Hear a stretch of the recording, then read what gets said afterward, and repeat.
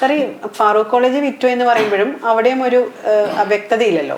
കാരണം ഫാറൂഖ് കോളേജിന് ഇഷ്ടദാനം കിട്ടിയ ഭൂമി അല്ലെങ്കിൽ ഒരു വഖഫ് പോലെ കിട്ടിയ ഭൂമി എങ്ങനെയാണ് ഫാറൂഖ് കോളേജിന് മറ്റുള്ളവർക്ക് വിൽക്കാൻ സാധിക്കുന്നത്?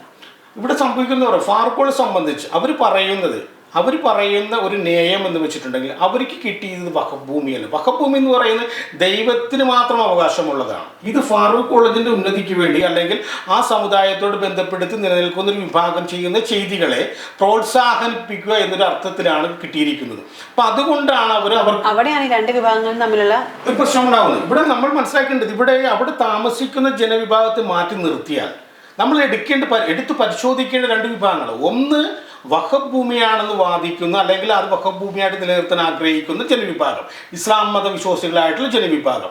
ആ ഇസ്ലാം മത വിശ്വാസികളായിട്ട് തന്നെയുള്ള ഈ MES ബന്ധപ്പെട്ട് വരുന്ന ഫാറൂഖ് കോളേജ്, ഇവർ തമ്മിലുള്ള തർക്കമാണ് ആദ്യം തീർക്കേണ്ടത്. വഖഫ് ഭൂമിയാണെന്നൊരു വിഭാഗം പറയുമ്പോൾ അതല്ല എന്ന് പറയുമ്പോൾ അതാണ് അദ്ദേഹം തീർപ്പ് കൽപ്പിക്കേണ്ടത്. കാരണം വഖഫ് ഭൂമിയാണെന്ന് പറയുന്നത് ശരീഅത്ത് നിയമങ്ങളോട് ബന്ധപ്പെടുത്തിയാണ്. ശരീഅത്ത് നിയമങ്ങൾ വിശ്വാസികൾക്ക് മാറ്റം വരുത്താൻ അവകാശമില്ല. ശരീഅത്ത് നിയമത്തോട് ബന്ധപ്പെടുത്തി നിൽക്കുന്ന ഒരു ഭൂമി അതിൻ്റെ രീതികൾ അല്ലെങ്കിൽ അതിൻ്റെ നടപടിക്രമങ്ങളെ ചോദ്യം ചെയ്യാൻ പറ്റുന്ന രീതിയിലേക്ക് MES വളർന്നു എന്നാണ് നമുക്ക് കാണാൻ പറ്റുന്നത്. അപ്പോൾ ഇവർ തമ്മിലുള്ള ചർച്ച അല്ലെങ്കിൽ ഇവർ തമ്മിൽ തീരുമാനത്തിലെത്തണം. MESന്റെ വക്താക്കൾ ഇപ്പോഴും പറയുന്നത് അത് വഖഫ് ഭൂമിയല്ല എന്ന് പറയുമ്പോൾ കേരളത്തിലെ പണ്ഡിത സമൂഹം മുന്നോട്ട് വെക്കുന്ന ഒരു ആശയമുണ്ട്. ആ ആശയത്തിനുള്ള അധിഷ്ഠിതമായ കാഴ്ചപ്പാടിനെ എതിർത്തുകൊണ്ടാണ് ഇവർ സംസാരിക്കുന്നത്, MES പറയുന്നത്. അപ്പോൾ ഇവർ തമ്മിലുള്ള പ്രശ്നമാണ്. ഇത് വഖഫ് ഭൂമിയാണ്.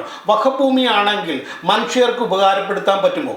MES പറയുന്നത് മനുഷ്യർക്ക് ഉപകരിക്കാം, ദൈവത്തിൻ്റെ മാത്രമല്ല മറ്റുള്ളവർക്കും കൈകാര്യം ചെയ്യാൻ പറ്റുമെന്ന് പറയുമ്പോൾ അവർ ശരീഅത്ത് നിയമത്തെയാണ് ചോദ്യം ചെയ്യുന്നത്. അപ്പോൾ ഇവർ പറയുന്നത് കച്ചവടം നടന്നിട്ടുണ്ട്, ഞങ്ങൾ കച്ചവടം ചെയ്തിട്ടുണ്ട്, അതിൽ തെറ്റില്ല, അത് അനുവദനീയമാണെന്ന് പറയുമ്പോൾ അവർ പറഞ്ഞു വെക്കുന്നത് എന്താണ്?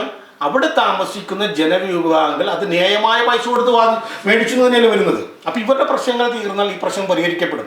മറ്റൊരു കാര്യം എന്ന് പറഞ്ഞാൽ നമ്മൾ മനസ്സിലാക്കേണ്ടത് ഇവർ തമ്മിലുണ്ടാകുന്ന അധികാരം അല്ലെങ്കിൽ ഇവർ തമ്മിലുള്ള ആശയ സംഘടനമാണ് ശരിക്കും പറഞ്ഞ് ഇതിൻ്റെ പുറകിലുണ്ടാകുന്നത്. വഖഫ് ഭൂമി വിറ്റത് തെറ്റാണെങ്കിൽ അതിന് പ്രായശ്ചിത്തം ചെയ്യേണ്ടത് ഇവരാണ്. അത് വഖഫ് ഭൂമി വിൽക്കാമെന്നുള്ളൊരു കാഴ്ചപ്പാട് ഇവർക്കുണ്ടെങ്കിൽ ഇവരാണ് അതിനെ എതിർക്കേണ്ടത്. കാരണം ഇവരത് വിറ്റുവെന്നും ഇവരത് മേടിച്ചു എന്നുള്ള തെളിവുകളുണ്ട്. മാത്രമല്ല വേറൊരു കാര്യമുണ്ട്, ഈ ഭൂമിയല്ല, നമുക്കറിയാം ഇത് ദൈവദത്ത ഭൂമിയാണെന്ന് മതത്തോട് ബന്ധപ്പെട്ടവരാണ് പറയുന്നത്.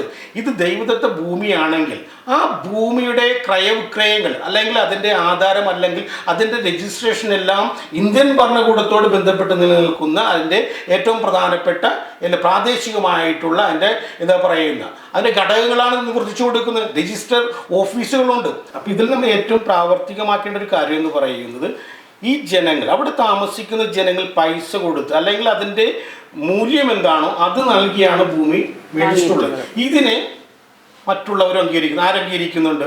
ഈ വഖഫ് ഭൂമി അല്ല എന്ന് പറഞ്ഞ് ഫാറൂഖ് അംഗീകരിക്കുന്നുണ്ട്. അപ്പോൾ ഇവരുടെ ഭാഗത്ത് ന്യായമുണ്ട്, സ്വാഭാവികമാണ്. ഈ ന്യായത്തെ നമ്മൾ മറ്റൊരു ഇതിൽ കണക്കാക്കണം. കാരണം ഈ ഭൂമി രജിസ്റ്റർ ചെയ്യപ്പെട്ടിട്ടുണ്ട്, അവിടെ കരമടക്കപ്പെട്ടിട്ടുണ്ട്. അതായത് ഇന്ത്യയിലെ ഭരണ സംവിധാനം ഇതിനെ അംഗീകരിച്ചിട്ടുണ്ട്. നമ്മളിത് വഖഫ് ഭൂമിയായിരുന്നു ഇവർ ചെയ്ത് ഇറങ്ങിക്കൊടുക്കണമെന്ന് പറയുമ്പോൾ ഇന്ത്യയിലെ ഈ ഭരണ വ്യവസ്ഥിതി തെറ്റായിരുന്നു മാറുകയാണ്. ആരുടെ മുമ്പിലാണ് കീഴ്പ്പെടുന്നത് വഖഫ് ഭൂമിയാണെന്ന് പറയുന്ന ഒരു വിഭാഗത്തിന് മുന്നിലാണ്. ഈ വഖഫ് ഭൂമി അല്ല എന്ന് പറയാൻ MES അതായത് വിറ്റവർ പറയുന്നു ഞങ്ങളുടെ ഭൂമി വഖഫ് ഭൂമിയല്ല, ഞങ്ങൾക്ക് സമാനമായത് കിട്ടിയാണെന്ന് അവരും പറയുന്നു. ഒരു വിഭാഗം പൂർണ്ണമായും അത് അംഗീകരിക്കുന്നുണ്ട്. അവിടെയാണ് നേരത്തെ പറഞ്ഞൊരു കാര്യം, ഇവിടെ ഉണ്ടാകുന്ന പ്രശ്നം എന്ന് പറയുന്നത് പ്രശ്നമല്ല, അവിടെ കണക്കാക്കേണ്ട കാര്യം അവിടെ ജനങ്ങൾ തെറ്റ് ചെയ്തിട്ടില്ല.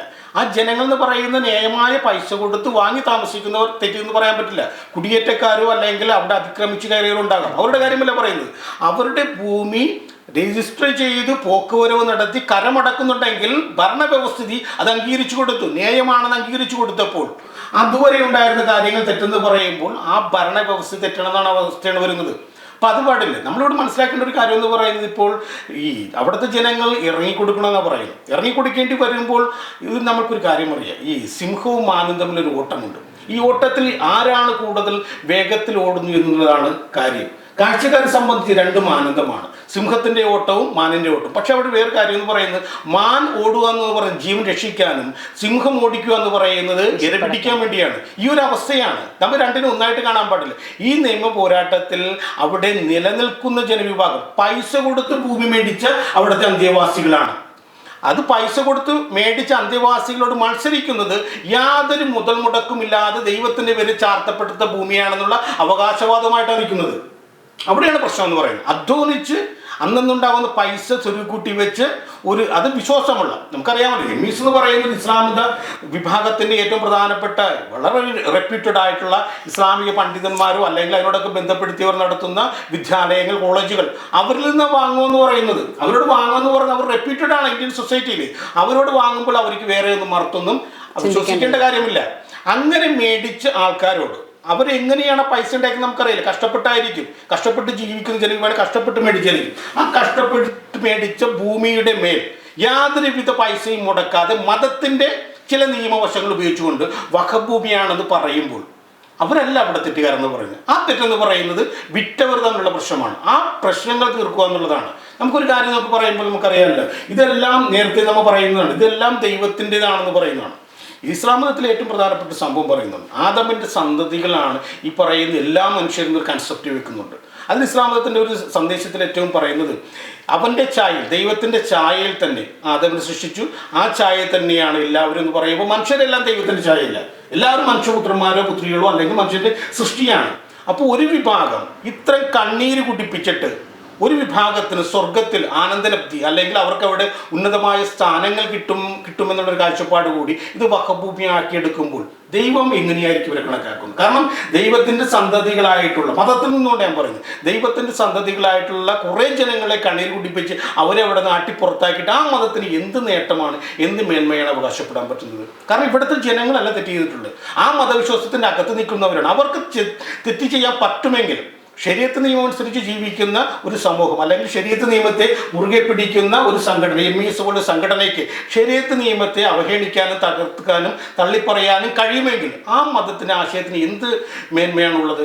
ആ മേന്മ പിടിച്ചുകൊണ്ടാണ് ഇന്ന് ഇവരെ പുറത്താക്കണമെന്ന് പറയുന്നത്. അപ്പോൾ അതുകൊണ്ട് ഇവിടുത്തെ പ്രശ്നം എന്ന് പറയുന്നത് ഇവിടുത്തെ ഈ അന്തേവാസികളോട് ബന്ധപ്പെടുത്തി രൂപപ്പെട്ടിട്ടുള്ള കുറേ ആശയങ്ങളുണ്ട്.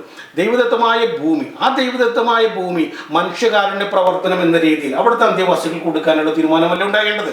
അങ്ങനെയല്ല ദൈവം കൂടുതൽ ആനന്ദം ഉണ്ടാകുന്നത്, അങ്ങനെയല്ല അത് സമ്മാനിച്ച ഒരു വ്യക്തിയെ സംബന്ധിച്ച് കൂടുതൽ ആനന്ദം ഉണ്ടാകുന്നത്. കാരണം ഞാൻ കൊടുത്തൊരു ഭൂമിയിൽ ഒത്തിരി ജനങ്ങൾ വസിക്കുന്നു, ആ ജനങ്ങൾ സമാധാനപൂർവ്വം വസിക്കുന്നു. ആ ജനങ്ങളും ചിന്തിക്കുകയാണ്, എനിക്ക് കിട്ടിയ ഭൂമി, ഞങ്ങൾ പാർക്കുന്ന ഇടം ഒരു മതം തന്നതാണ്. ആ മതത്തെപ്പറ്റി പല അപവാദങ്ങൾ ഞങ്ങൾ കേട്ടിട്ടുണ്ട്. ആ മതം അങ്ങനെയല്ല, മനുഷ്യൻ്റെ നന്മയ്ക്ക് വേണ്ടി പ്രവർത്തിക്കുന്ന ഒരു മതമാണ്. ആ മതത്തെ തള്ളി ഞങ്ങൾ പറയില്ല.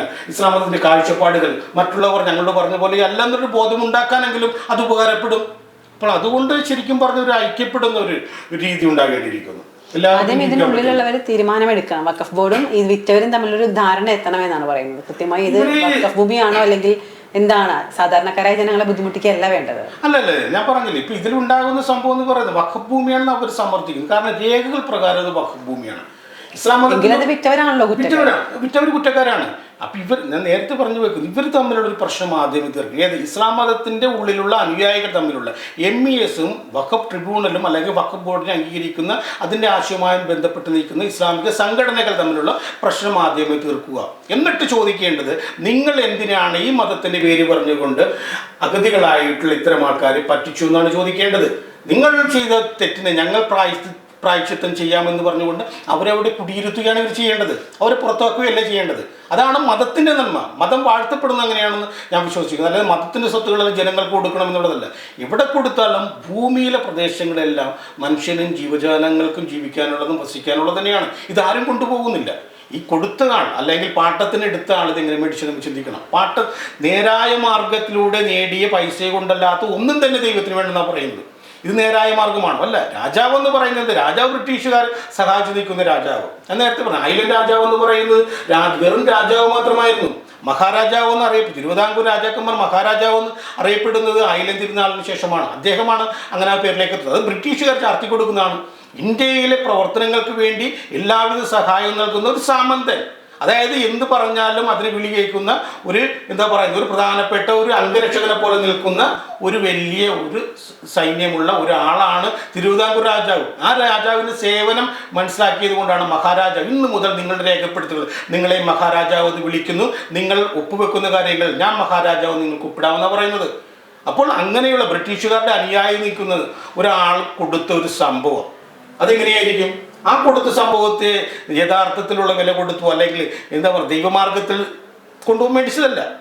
ഇദ്ദേഹം അത് ദാനം ചെയ്യുമ്പോൾ, വഖഫ് കൊടുക്കുമ്പോൾ ഇദ്ദേഹത്തെ പാരമ്പര്യമായിട്ട് കിട്ടിയതാണ്. അത് ഇദ്ദേഹത്തിന് പൂർവികർക്ക് കിട്ടിയ ഭൂമിയാണ് കൊടുക്കുന്നത്. അദ്ദേഹം പോലും, ഇബ്രാഹിം സേട്ട് പോലും അത് പൈസ കൊടുത്ത് മേടിച്ചതല്ല, അല്ലെങ്കിൽ അതിന്റെ മൂല്യം ചെലവഴിച്ചതല്ല. അങ്ങനെയുള്ള ഒരാൾക്ക് എന്താണ് സ്വർഗത്തിൽ കിട്ടാൻ പോകുന്നത്?